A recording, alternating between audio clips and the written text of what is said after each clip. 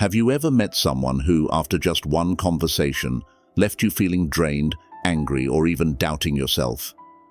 There are people who don't just sap your energy, but quietly steal the precious peace in your life.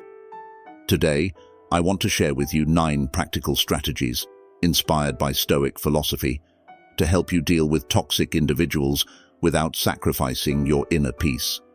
These strategies aren't just theoretical, they're actionable steps you can implement right away to regain control. Remember, peace is always in your hands. If you enjoyed this video, please consider leaving a like and subscribing to the channel. It means a lot to us. Thank you for your support. Now, let's dive into the first strategy. Forgive, but don't forget. We often hear the phrase, forgive to find peace. But in reality, forgiveness is never easy. Especially when someone has hurt you deeply, you may ask yourself, why should I forgive when they don't deserve it?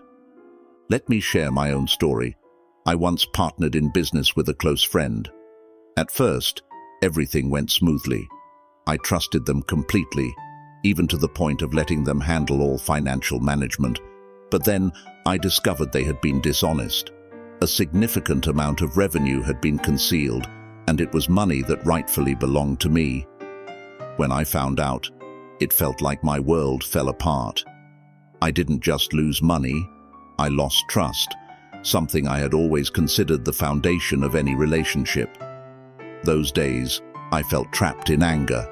I kept replaying the events, blaming them and blaming myself. The emotions weighed heavily on me, draining me both mentally and physically. But then, one day, I came across this quote: "Resentment doesn't hurt others, it only hurts yourself." And you know what? I realized I had been punishing myself by holding on to that anger. That friend may have long forgotten the incident, but I was still living in the pain I created for myself. So, I decided to forgive. But here's the key. Forgiveness doesn't mean allowing them to hurt you again. Forgiveness is letting go of negative emotions, but the lessons must remain. After that experience, I created an unbreakable rule. No matter who I work with, no matter how close we are, everything must be transparent from the beginning. Everything has to be clear on paper. So, what's the takeaway? Forgiveness is not weakness.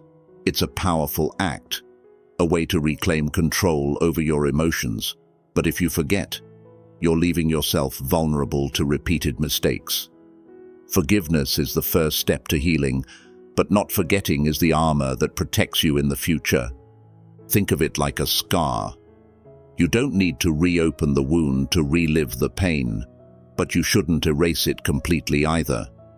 A scar is a reminder. You went through it, you learned from it, and you're stronger because of it. Practical action. Take some time to reflect on the hurt someone has caused you. You don't need to directly say you forgive them, because forgiveness is about freeing yourself, not making them feel forgiven. Don't focus solely on the pain. Instead, ask yourself, what did I learn from this? Write it down if necessary, and keep it as a valuable lesson for the future.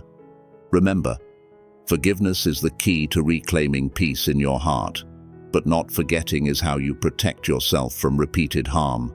2. Set boundaries on access. Not everyone deserves a VIP pass to your life. We often feel obligated to respond to everyone around us, family, friends, co-workers, regardless of how they treat us. But the truth is, if you keep letting negative or toxic people have free rein in your life, you're giving them control over your energy and emotions. I used to be that way.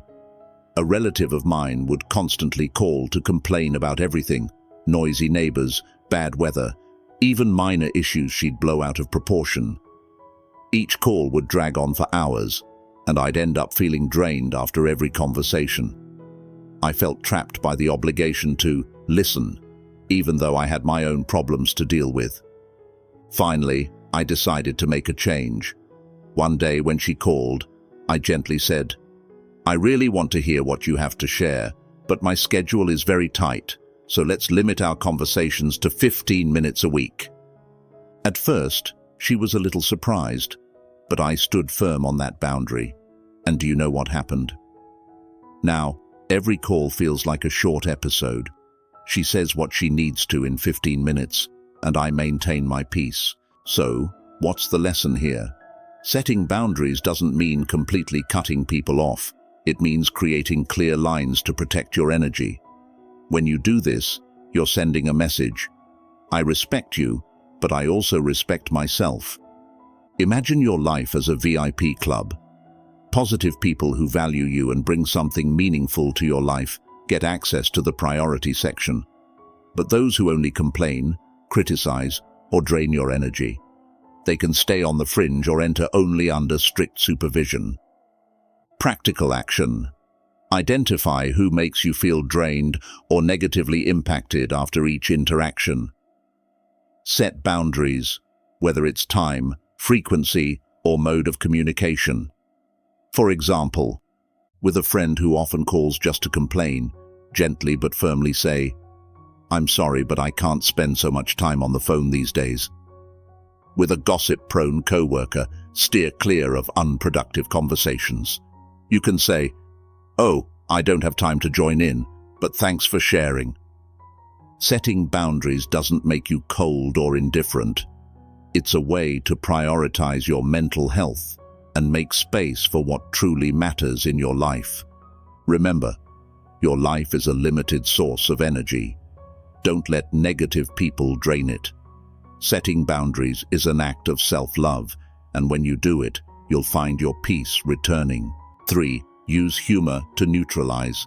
Sometimes, the best way to deal with toxic people isn't to argue or explain, but to throw them off balance with humor. Negative people often thrive on creating drama, pushing you into a defensive position to manipulate your emotions. But when you respond with a light-hearted joke, not only do you confuse them, but you also protect your own positive energy. I once had a colleague who loved criticizing others, whether it was about how they dressed, worked, or even trivial things like the state of their desk. One time in front of everyone, she said to me, "Your desk looks like a hurricane just swept through." At first, I felt a little irritated, but instead of reacting in the usual way, by explaining or rebutting, I simply smiled and said, "You're absolutely right. This is creative chaos. Even Einstein had a messier desk than mine." Everyone burst out laughing, and she was left speechless. After that, she stopped targeting me. Why does humor work? Humor is a fantastic way to manage situations without escalating conflict. It shifts the energy of the conversation, making the negative person lose interest and preventing them from continuing their attack. Humor also helps you stay calm and avoid being dragged into their negativity. However, it's crucial that your humor remains gentle and non-aggressive. A sharp or sarcastic comment can escalate the situation. The goal isn't to win, but to avoid being drawn into negative emotions. Practical actions. When someone criticizes or makes negative remarks, prepare a humorous yet harmless response. For example, if they say, "Why have you been so busy lately? Never see you around," you can laugh and say, "That's right, I'm training to become a professional recluse." If someone interrupts you in a meeting, you can humorously say, "Wow, it seems like we're playing a game of rotating speakers, but it's my turn now." When they try to guilt-trip you, respond with a joke to disarm their intent.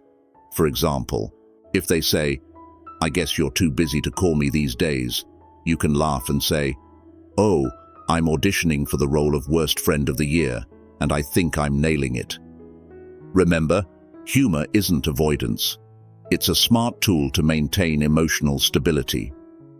When you respond with lightheartedness, you neutralize the negativity and show that you're not easily manipulated. Humor is your shield, helping you navigate tense situations while keeping your inner peace intact. 4. Know when to walk away. Sometimes the best strategy isn't to fix or cope, but simply to leave. Walking away from a toxic relationship isn't an act of hatred or failure. It's a demonstration of self-love. When you remain in a relationship or environment that harms your spirit, you're sacrificing your health and happiness for something unworthy. I remember joining a weekly basketball group. At first, I thought it would be a great way to unwind after work, stay active and connect with others. But over time, I noticed the group had a toxic culture of gossip and negative competition. Instead of encouragement and support, members constantly attacked each other with harsh remarks. One day, after an especially tense game, I left the court feeling drained, not just physically, but mentally. I asked myself, why am I participating in something that makes me feel worse instead of better? That day, I decided to stop going. At first, I feared feeling isolated or missing out on something. But surprisingly, just a few weeks later, I found a new group where everyone genuinely focused on the game and supported one another. Not only did I feel happier, but I also realized I had the right to choose what suited me best. What's the takeaway? Walking away doesn't mean you don't care or that you're giving up. It means you're prioritizing your peace and self-worth over toxic relationships or environments. Think of leaving as stepping out of a smoke-filled room. If you stay, you'll suffocate. But if you walk away, you can breathe fresh air and discover better relationships or environments. Practical actions. 1. Start by evaluating the relationships or environments around you. Ask yourself, does this make me feel happy and positive? If the answer is consistently exhaustion or hurt, it's a clear signal to consider walking away. 2. Gradually reduce your presence in toxic situations. Instead of confronting them head-on, decline politely. I'm sorry, but I'm busy today. 3. Seek out new positive environments where you feel respected and encouraged, like joining a yoga class, a book club, or a new sports group. Remember, walking away isn't a sign of weakness. It's how you choose mental health and self-worth over enduring unnecessary negativity. When you dare to leave what doesn't suit you, you create space for better things to enter your life. 5. Focus on your goals. Toxic people are often like headwinds, trying to push you off your path. They use criticism, negativity, or distracting stories to throw you off track. But the truth is, they're merely distractions that you can overcome if you hold on to your goals like a compass. I once had a colleague who loved to chat during breaks. Every day she had something to say, whether it was about someone's outdated fashion choices, poor behavior at work, or sarcastic remarks about my study habits. One time she glanced at my computer screen while I was attending an online course and said, "Oh, why waste time on those certificates that mean nothing? Don't you think you should relax instead?" Her comment irritated me, but rather than argue, I decided to make a change. The next day, I moved to a quiet corner of the break room. I put on my headphones and continued my online studies, ignoring her meaningless chatter.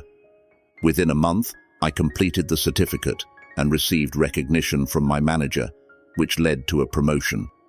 And her? She remained in the same spot, complaining about trivial matters and showing no progress in her work. What's the takeaway? Toxic people can only waste your time if you allow them to. But when you stay focused on your goals, they lose their power to distract you. Your goals are the compass that guides you through negativity and keeps you moving forward, no matter who tries to pull you down.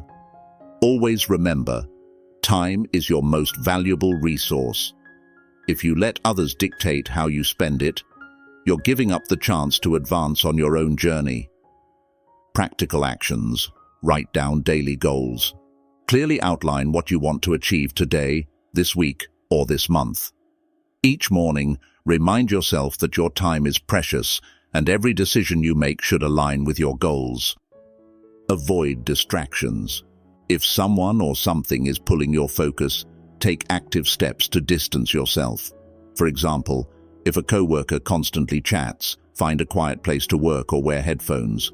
If social media is consuming your time, set usage limits or turn off notifications. Prioritize wisely. Whenever you feel distracted, ask yourself, does this bring me closer to my goal? If the answer is no, ignore it and return to what you need to accomplish. Remember, your goals are more than just what you want to achieve. They are the driving force that helps you overcome negativity and distractions. Stay focused on the road ahead, because when you succeed, the criticisms and sarcasm of others will no longer matter. 6. Surround yourself with positive people. Did you know that you are the average of the 5 people you spend the most time with? This means that your environment and relationships directly influence how you think, feel, and act. If you spend time with negative people, you'll get caught up in their complaints and limitations. But if you surround yourself with positive people, they will encourage you, inspire you, and help you grow. I once found myself in a familiar cycle of spending too much time with a group of friends who only complained. They constantly talked about things they couldn't change, from work to personal lives, and always had excuses for not taking action. At first, I didn't realize how much this affected me, but over time, I noticed I was starting to think more negatively too. One day, I decided to join a book club I stumbled upon online. It was a small step, but it made a big difference. There, people not only discussed great books, but also regularly encouraged each other to pursue personal goals.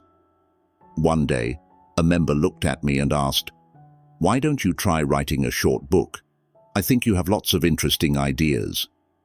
At first, I laughed and thought they were just being polite. But thanks to their genuine encouragement, I decided to try writing a short article and submitted it to a local magazine. When it was published, I felt proud and realized that surrounding myself with positive people truly changed the way I saw myself. What's the takeaway? The people around you can either drag you down or lift you up. Choosing the right people to accompany you not only fills you with energy, but also encourages you to become the best version of yourself. A simple word of encouragement from positive people can be the push you need to achieve something you once thought impossible. Practical actions. Seek out new communities.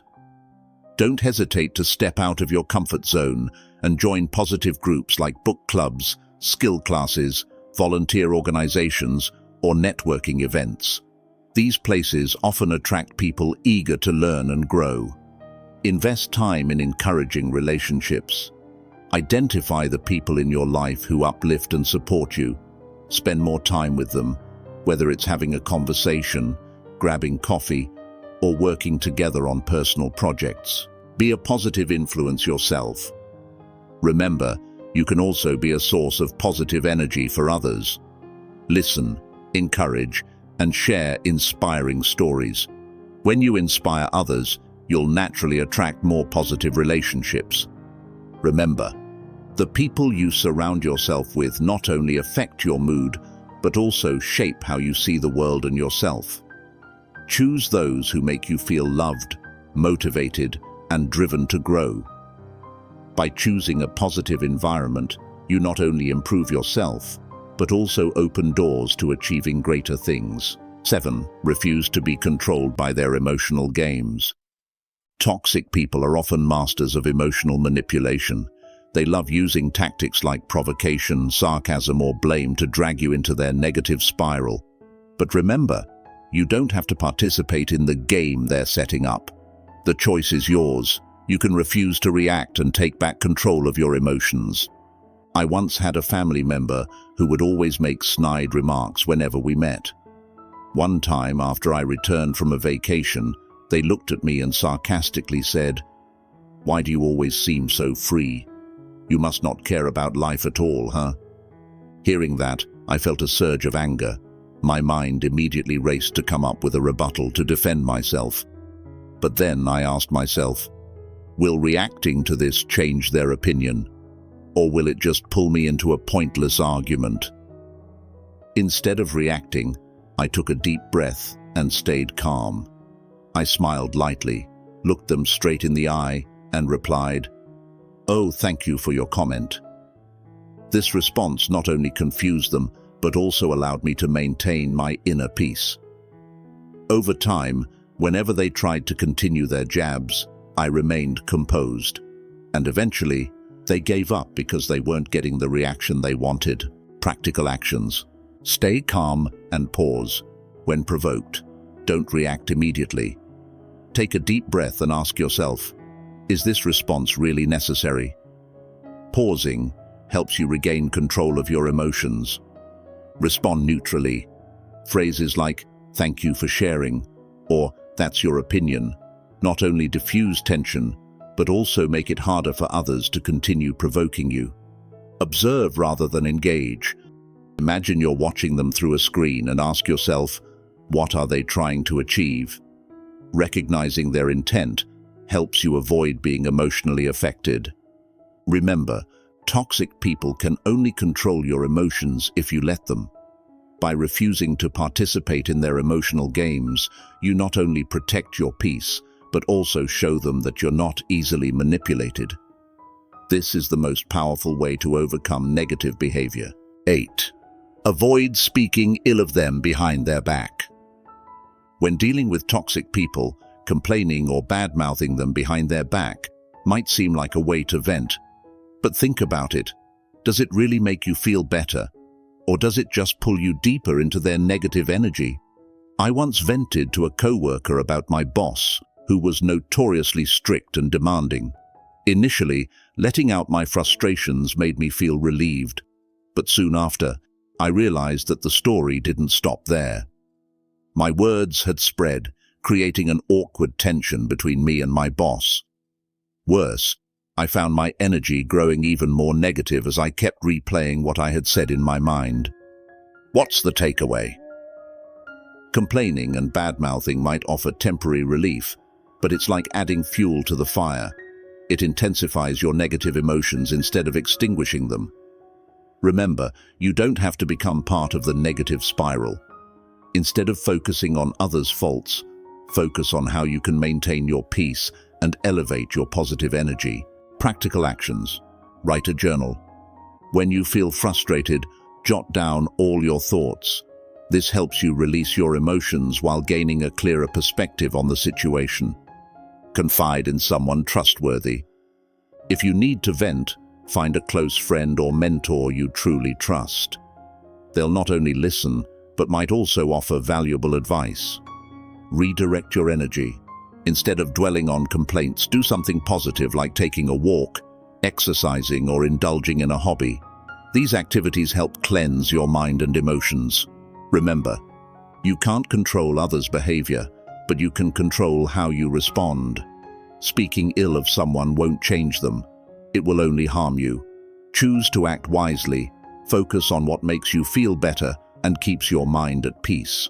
9. Prioritize your mental health. Have you noticed that when your mental energy is depleted, everything around you feels more challenging? You become irritable, lose focus, and feel as though you lack the energy to carry on. That's why prioritizing your mental health isn't just an option, it's a necessity. You can't help others or do anything well if you're running on empty. Let me share a personal story.